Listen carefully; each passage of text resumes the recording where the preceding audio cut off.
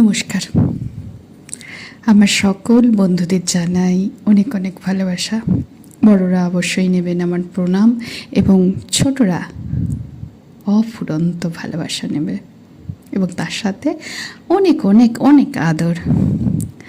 আজ আবার এসে গেছি তোমাদের জন্য একটি নতুন রেসাইটাল নিয়ে। আজ তোমাদের শোনাবো আমাদের সকলের অতি পরিচিত এবং অত্যন্ত প্রিয় কবি শুভ দাশগুপ্তের লেখা একটি সুন্দর কবিতা। কবিতাটির নাম হলো পাহাড় দেখা। শুরু করি। পাহাড় দেখার শখ আমার বহু দিনের। সেদিন অফিস থেকে ফিরে চা খেতে খেতে বাবা যখন বললেন, এবার পুজোর ছুটিতে আমরা যাব বেড়াতে দার্জিলিং, মনের ভেতরে আমার হঠাৎই একসাথে বেজে উঠল ঢাক ঢোল, কাড়া নাকাড়া, ঘণ্টা কাঁসর।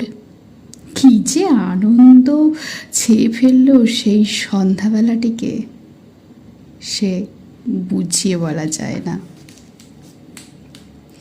পরদিন স্কুলে গিয়ে আমার ভীষণ বন্ধু সুমিকে বললাম, জানিস এবার আমরা দার্জিলিং যাব পুজোর ছুটিতে। বড় বড় চোখ করে সুমি বলল, তাই? দারুণ মজা হবে বল। হিমালয় দেখতে পাবি, পাহাড়ের কোল ঘেঁষে সরু রাস্তা, টয় ট্রেন, গভীর খাদ, বড় বড় গাছ, খোলা আকাশ। উফ, তোর কি ভাগ্য রে। শেষ কথাটা বলার সময় সুমির মুখটা কেমন অন্ধকার দেখালো। তারপর কদিন ধরে বাড়িতে শুধু দার্জিলিং বেড়াতে যাওয়া নিয়ে নানা কথা, কত প্ল্যানিং, কত আলোচনা, কত স্বপ্ন। দাদা বলল, ওর নতুন কেনা ক্যামেরাটা এবার সত্যি সত্যি একটা কাজে লাগবে। মা বলল, ওষুধ টষুধ সঙ্গে নিতে হবে হিসেব করে, পাহাড়ে অসুখ বিসুখ হলে আর দেখতে হবে না। ছোট মামা গত বছর শীতকালে একটা গোলাপি কার্ডিগান কিনে পাঠিয়েছিল জয়পুর থেকে। আমি বাক্স থেকে বার করে কার্ডিগানটার গায়ে হাত বোলাতে বোলাতে ভাবলাম, দার্জিলিংয়ের শীতে এটা কাজে লাগবে খুব। বন্ধুরা যারা ইতিমধ্যেই দার্জিলিং দেখে এসেছে তারা কত কি বলতে লাগলো। বন্দনা বলল, বাব্বা, টাইগার হিল যাবার রাস্তাটা যা ডেঞ্জারাস না। সেদিন ছুটির পর বাড়ি ফেরার পথে সুমি বলল, শোন, আমায় নিয়ে যাবি দার্জিলিং? তুই যাবি? আমি আনন্দে চেঁচিয়ে উঠলাম, সত্যি যাবি? তোর বাড়িতে ছাড়বে? আমি আজই মাকে বলবো। কাকু কাকিমা কিচ্ছু মনে করবে না তোরে। টিকিটের টাকা আমিই দেব। একটু একটু করে আমি 27 টাকা জমিয়েছি, কেউ জানে না। দূর, ওসব ছাড় তো। তুই যাবি সেটা ভাবলেই আমার দারুণ আনন্দ হচ্ছে। দাদাটা যা বোর, মা বাপি ওরা তো খালি বলবে, এটা কর না, ওদিকে যেও না, এখানে দাঁড়িও না। তুই থাকলে দারুণ মজা হবে। সত্যি সুমি, তুই চল।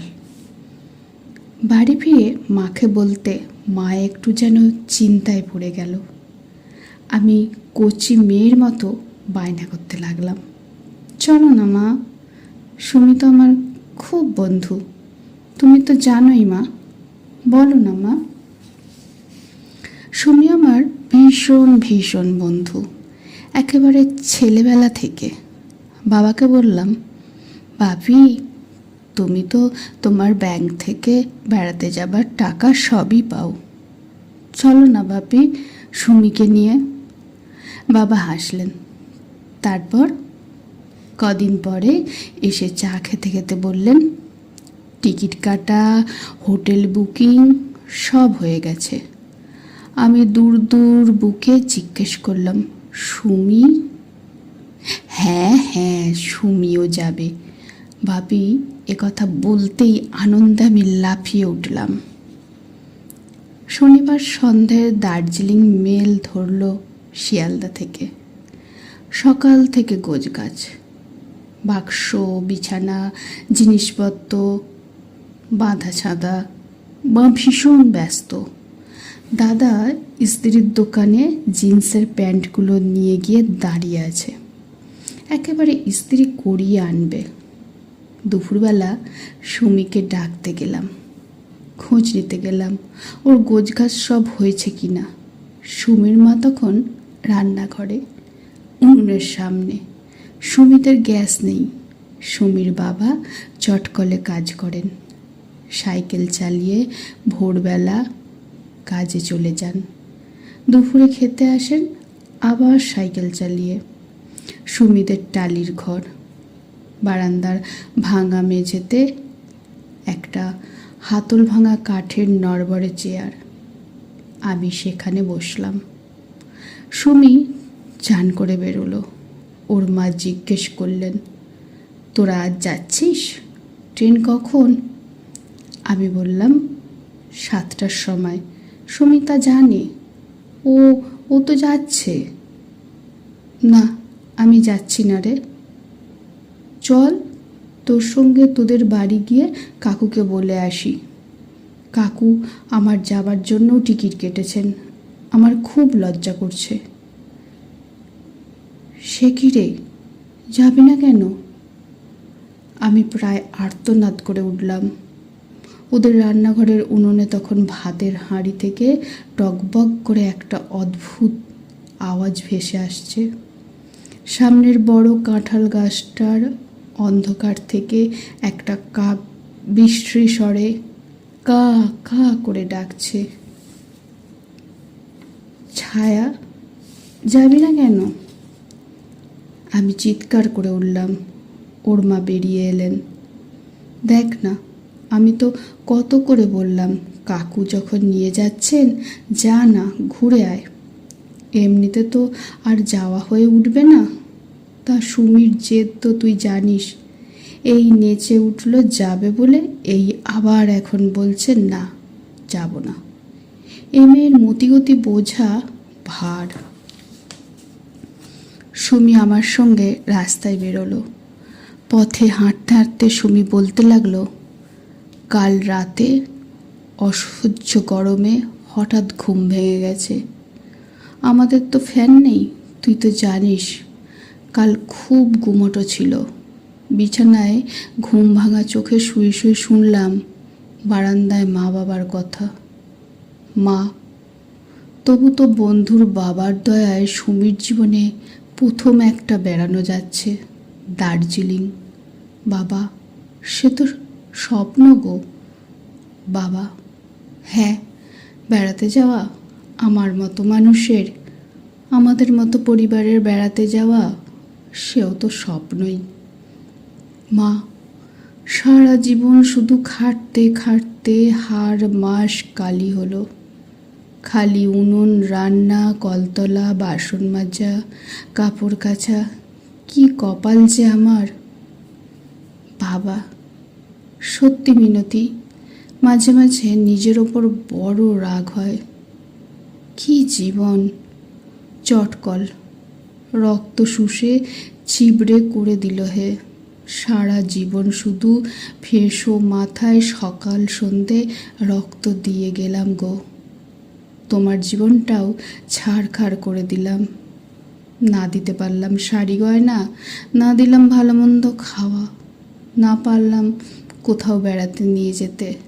সাগর, পাহাড় কিছুই দেখলে না, শুধু উনুন, ধোঁয়া, কালি, ময়লা।